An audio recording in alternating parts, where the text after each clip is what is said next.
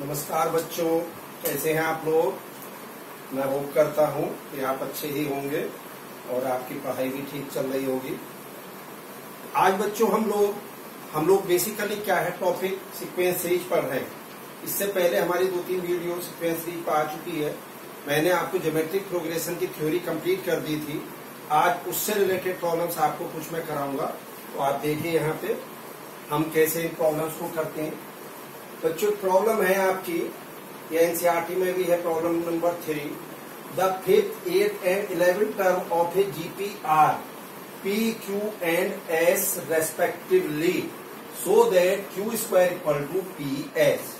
कहने का मतलब ये है कि हमारा जो 5th, 8th और 11th टर्म है वो क्या है, P, Q, S है। तो अगर वो ऐसा हो तो हमें प्रूव करना है कि Q इक्वल टू PS होगा। क्लियर है बच्चों।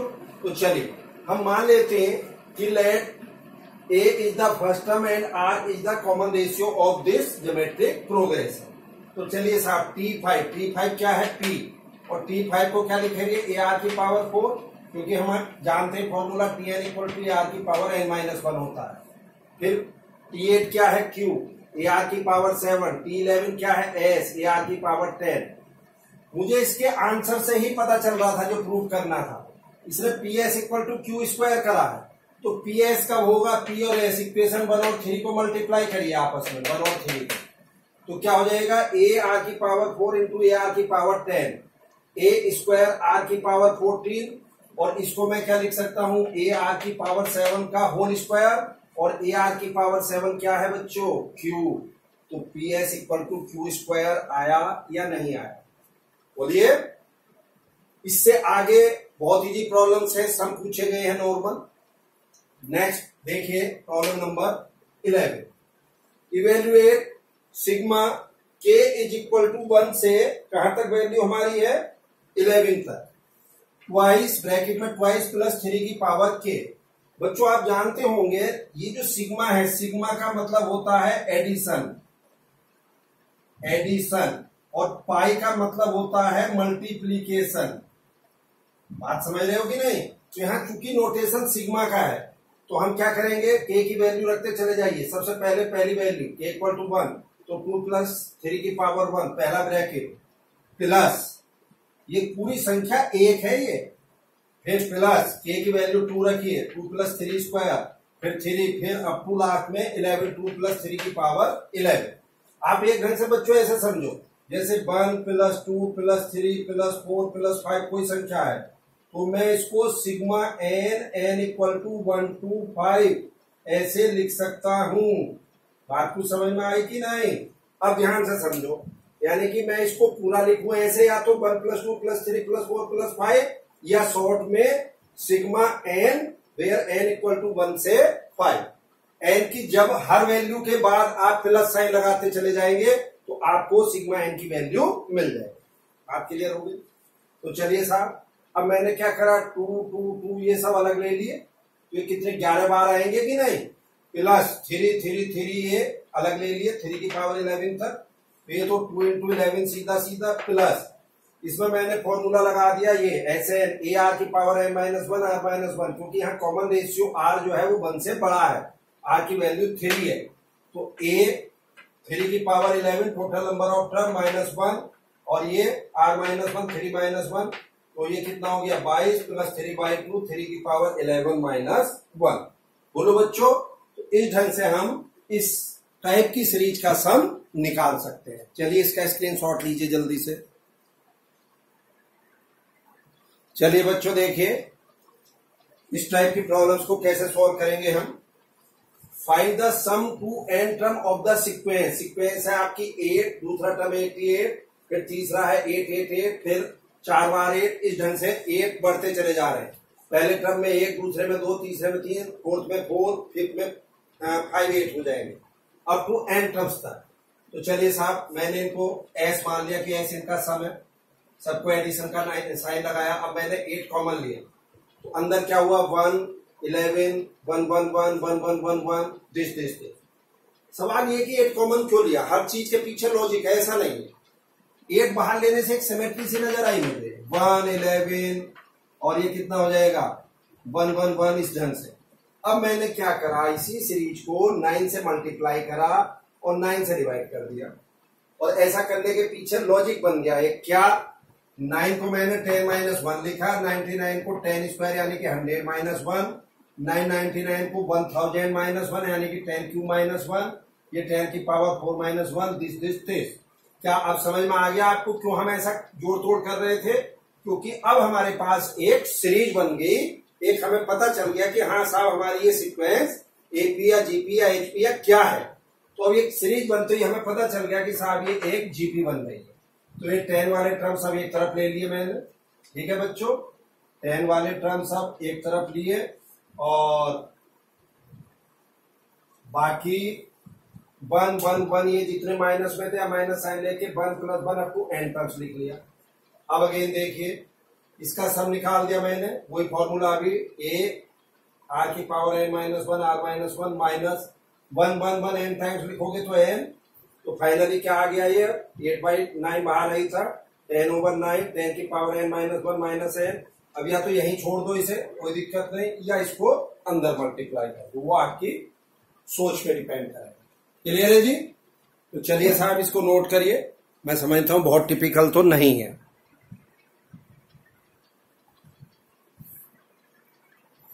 चलिए बच्चों देखिए नेक्स्ट प्रॉब्लम, बहुत अच्छी प्रॉब्लम है।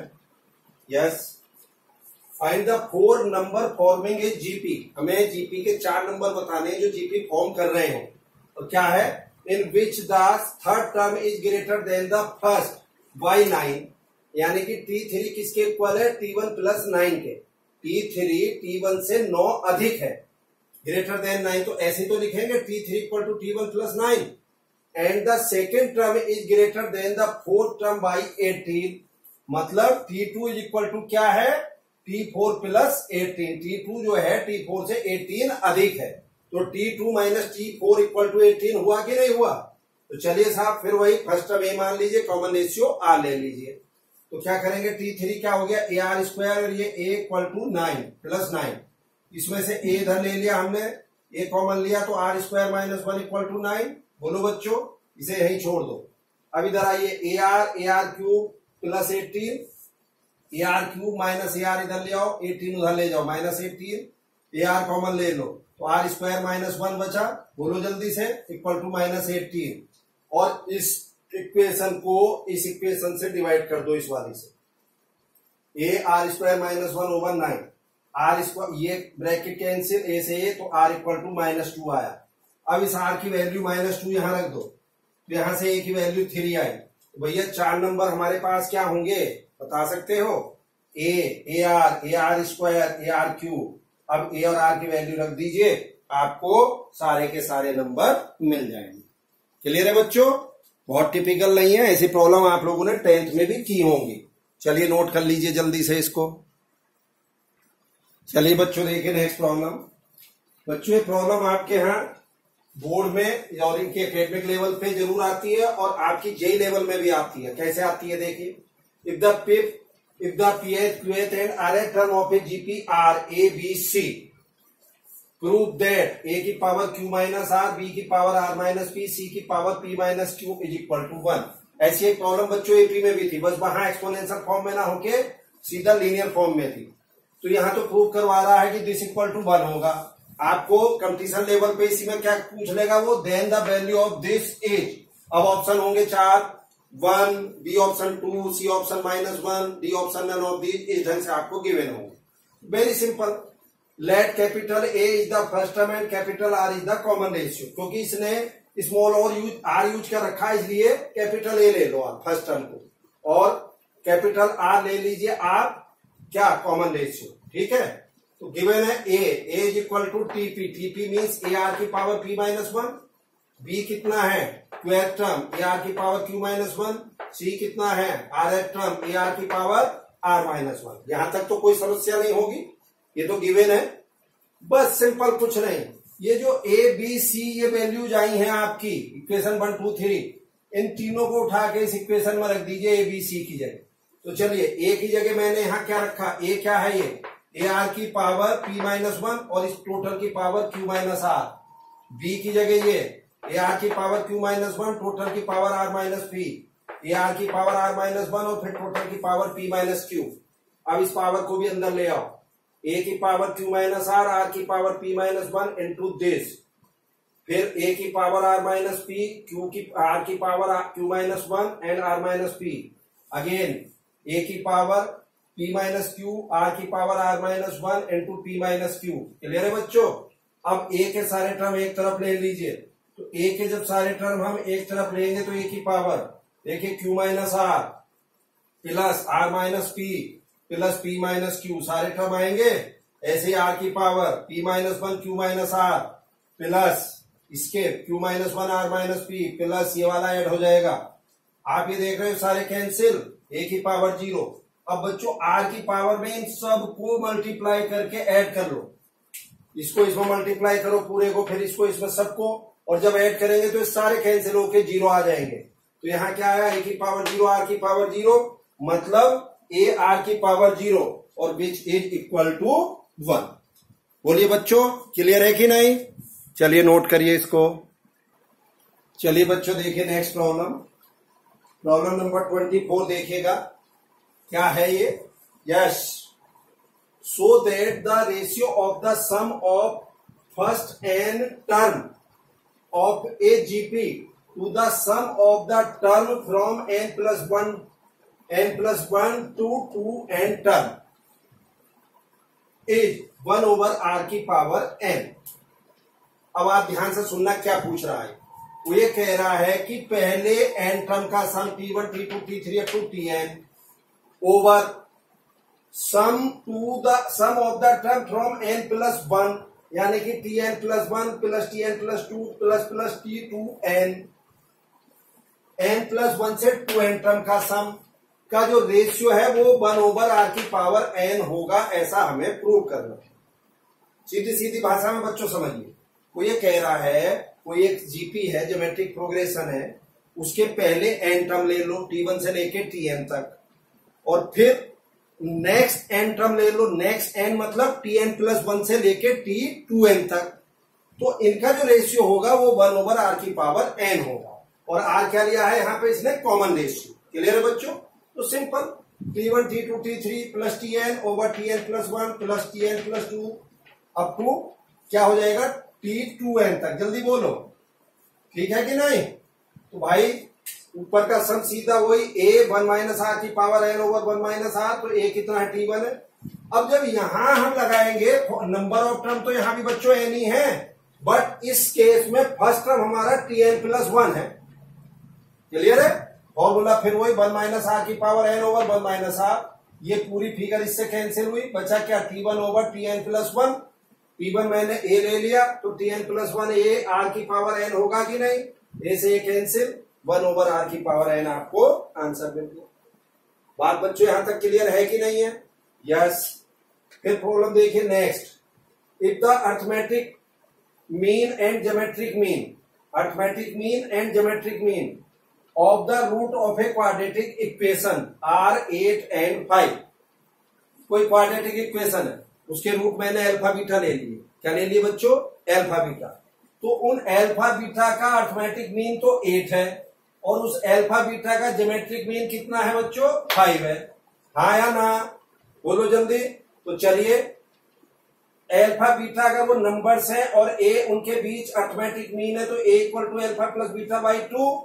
ए कितना है इनका? 8, तो अल्फा प्लस बीटा यहां से 16 आएगा कि नहीं? बोलो।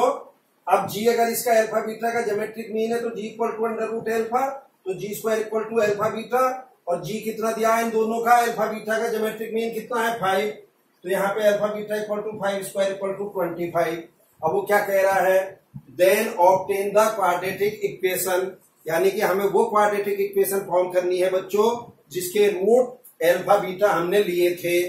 बोलो जल्दी से। तो भैया क्या होगी equation? X square minus x, एक एक रूट को लेके sum alpha plus beta plus alpha beta, आपने बच्चों पढ़ी भी होगी ये, x square minus x s plus p equal to 0, शायद 10th क्लास में पढ़ी हो।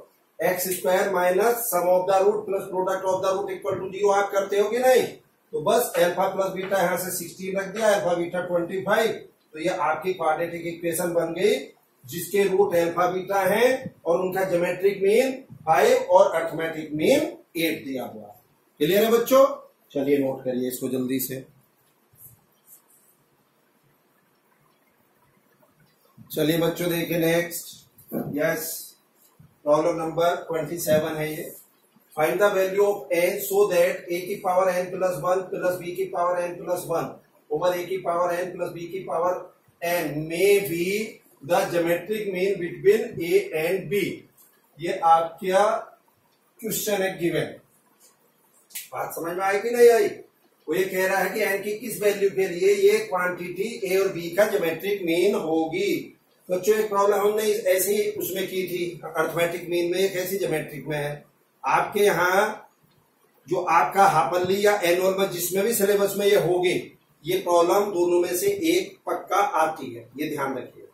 तो चलिए साहब, अब देखिए ये ए और बी नंबर है, इसके बीच हमने ये नंबर ले लिया जो कि इनका ज्योमेट्रिक मीन है। तो अगर ए और बी के बीच कोई जी नंबर है तो बच्चों G equal to root a b होता है कि नहीं? तो इसका मतलब ये नंबर किसके इक्वल हो गया? रूट ए बी के। बोलो। अब मैंने क्या करा, ये न्यूमरेटर ऐसे छोड़ा, डिनोमिनेटर को इधर ले गया, ए की पावर एन प्लस बी की पावर एन, और इस रूट ए बी को ए की पावर हाफ बी की पावर हाफ लिख दिया। क्लियर है बच्चों? अब इसको अंदर पूरे को मल्टीप्लाई करा, तो ये मल्टीप्लाई करके ए की पावर एन इंटू ए की पावर हाफ बी की पावर हाफ प्लस बी की पावर एन ए की पावर हाफ बी की पावर हाफ हो गया। अब जो मैंने लेफ्ट हैंड साइड थी ए की पावर एन प्लस 1 बी की पावर एन प्लस 1, इसको कैसे ब्रेक करा बच्चों? ए की पावर एन प्लस हाफ इस वन को, इस वाले वन को हाफ प्लस हाफ में ब्रेक कर लिया। ऐसे ही यहाँ इस वन को बी के उसमें हाफ प्लस हाफ में ब्रेक कर लिया। अब सवाल ये है कि ये कहां से आकाशवाणी हुई थी कि ऐसा करो? ये राइट हैंड साइड देखने के बाद मुझे पता चला था। क्यों? अरे राइट हैंड साइड में देखो, ए की पावर एन और ए की पावर हाफ, तो ए की power N plus half b की पावर हाफ, ऐसे बी की power N plus half into a की पावर हाफ हुआ कि नहीं? तो चूंकि राइट हैंड साइड में ए की पावर एन प्लस हाफ है, तो मैं लेफ्ट हैंड साइड को भी ए की पावर एन प्लस हाफ के रूप में ब्रेक कर दूं ताकि उसे मैं कॉमन ले सकूं। क्लियर है? तो मैंने अभी से क्या लिख दिया, ए की पावर एन प्लस हाफ एक तरफ ले लिया इंटू ए की पावर हाफ ये हो गया, ऐसे बी की पावर एन प्लस हाफ एक तरफ हो गया, बी की पावर हाफ ये हो गया। राइट हैंड साइड वैसे गिवन है। अब मैंने ए की पावर एन प्लस हाफ ये कॉमन लिया। किस किस में लिया बच्चों कॉमन? देखिए इसमें और इसमें, तो इसको लिया ए की पावर हाफ, और जब इसको बराबर से इधर लाया उठा के तो माइनस बी की पावर हाफ हो गया। अब बी की पावर एन प्लस हाफ ये मैंने कॉमन लिया, तो ए की पावर हाफ, और इस फंक्शन को, इस टर्म को उधर ले गया उठा के, तो माइनस बी की पावर हाफ होगा कि नहीं? और ये इससे कैंसिल हो गया। कैंसिल क्यों हो गया? क्योंकि ए और बी दोनों इक्वल नहीं है। तो जब दोनों इक्वल नहीं है तो इसका मतलब ए माइनस बी या root a minus root B zero के इक्वल नहीं होगा। ठीक, ये कैंसिल हो गया। तो क्या बचा? ए की power N plus half equal to b की power N plus half. B की पावर एन प्लस हाफ इसके नीचे ले आया इक्वल टू 1। इस क्वांटिटी को ऐसे लिख दिया, ए ओवर बी की पावर एन प्लस हाफ, और इस बच्चों 1 को भी ए ओवर बी के टर्म में लिख दिया मैंने, इसकी power 0। So N plus half equal to 0, तो N equal to minus half. बात क्लियर है या नहीं है? अब जैसे कोई भी आपसे कहे कि साहब ये बात मुझे समझ में नहीं आई कि आपने इसे ए ओवर बी की पावर 0 क्यों लिखा। चलो यार नहीं आई, कोई नहीं, आप सिंपल करो। अब ये संख्या 1 के इक्वल कब हो सकती है आप मुझे बता दो जल्दी से। ये केवल तब हो सकती है जब एन प्लस हाफ को मैं 0 दे दूं। भाई अगर मैंने इसको 0 कर दिया तो ए ओवर बी की पावर 0 1 होगी कि नहीं? तो आप वैसे लिख दो, which is possible only when N plus half equal to 0। तो एन की वैल्यू क्या आ गई यहां पे? -1/2। क्लियर है बच्चों? चलिए स्क्रीनशॉट लीजिए इसका। चलिए बच्चों देखिए नेक्स्ट प्रॉब्लम, ये लास्ट प्रॉब्लम है आपकी। यस, क्या है इसमें देखिएगा 10। और बच्चों ये आपके एकेडमिक पॉइंट ऑफ व्यू से बहुत इंपॉर्टेंट है, और not only when academic point of view, ये आपके competitive level point of view से भी इंपॉर्टेंट है। आप 2019 में देखिए इससे मिलती जुलती प्रॉब्लम्स आपको मिली है। The sum of the two numbers is 6 time their geometric mean, then so that the numbers are in the ratio of 3 plus 2 root 2 ratio 3 minus 2 root 2. तो बच्चों मैंने मान लिया दो नंबर है ए और बी और जी उनका ज्योमेट्रिक मीन है। तो क्या गिवन है, the sum of the two number यानी कि a plus b is 6 time their geometric mean यानी कि इक्वल टू 6g। और जी बच्चों यहां से क्या होगा, इसका अंडर रूट ए बी होगा कि नहीं, तो जी की जगह मैंने रूट ए बी कर दिया। अब मैंने क्या करा बच्चों, ए प्लस बी ओवर इस 6 के मैंने फैक्टर कर दिया 2 इंटू 3, तो 2 रूट ए बी यहां ले आया और 3 मैंने यहीं छोड़ दिया और 3 के नीचे 3 ओवर 1 लिख दिया। क्लियर है जी। चलिए अप्लाइंग कंपोनेंडो एंड डिविडेंडो आपने पढ़ी होंगी, क्या होगी वो, numerator plus denominator over numerator minus denominator दोनों तरफ। तो चलिए a plus b plus 2 root a b over a plus b minus 2 root a b 3 plus 1 over 3 minus 1। ऊपर का क्या हुआ, root a plus root b का होल स्क्वायर, नीचे root a minus root b का होल स्क्वायर इक्वल टू 4/2 यानी कि 2/1। अब इन दोनों का स्क्वायर रूट ले लीजिए दोनों तरफ, तो ये हो गया root a plus root b over root a minus root b, फिर रूट 2 ओवर 1 हो गया। एक बार फिर अप्लाई करिए componendo dividendo again, root a plus root b plus root a minus root b over root a plus root b, अब minus डेस plus ये हो जाएगा equal to root 2 plus 1 over root 2 minus 1। तो बच्चों रूट बी से root B cancel हुआ, नीचे रूट ए से रूट ए, तो ऊपर क्या बचा 2 root A over 2 root B equal to root 2 plus 1 over root 2 minus 1, 2 से 2 कैंसिल आया, तो फाइनली क्या बचा root A over root B, बोलो equal to root 2 plus 1 over root 2 minus 1। Clear है कि नहीं। तो यहां से क्या हुआ बच्चों, ए ओवर बी मीन्स दोनों तरफ स्क्वायर कर दीजिए, स्क्वायरिंग बोथ साइड लिख देंगे ये बात।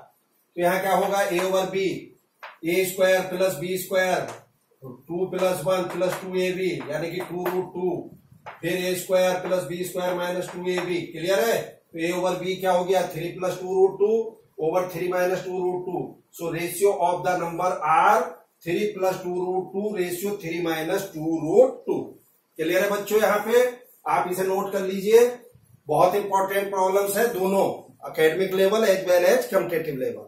तो मैं उम्मीद करता हूं बच्चों जितनी हमने प्रॉब्लम ज्योमेट्रिक प्रोग्रेशन की हैं आपको क्लियरली समझ में आई होंगी, आपको ये पता चला होगा ज्योमेट्रिक प्रोग्रेशन कैसे है, कैसे हम उसमें सम निकालते हैं, कैसे टर्म निकालते हैं, उसका एनएट टर्म या कोई सा भी, और उससे रिलेटेड प्रॉब्लम किस ढंग से करते हैं। क्लियर है। अगर कोई भी समस्या बच्चों इसमें आपको आती है, आप मुझे व्हाट्सएप के द्वारा मैसेज कर सकते हो, वो प्रॉब्लम मैं आपकी सॉल्व करूंगा, या जो यूट्यूब के जो स्टूडेंट्स यूट्यूब पे इसको वॉच करते हैं वो मुझे यूट्यूब पे जो डिस्क्रिप्शन बॉक्स में मैंने अपना व्हाट्सएप नंबर दिया हुआ है वहां मुझे व्हाट्सएप पे भेज के अपनी प्रॉब्लम्स पूछ सकते हैं। क्लियर है बच्चों। तो चलिए आज के लिए thank you, have a nice day.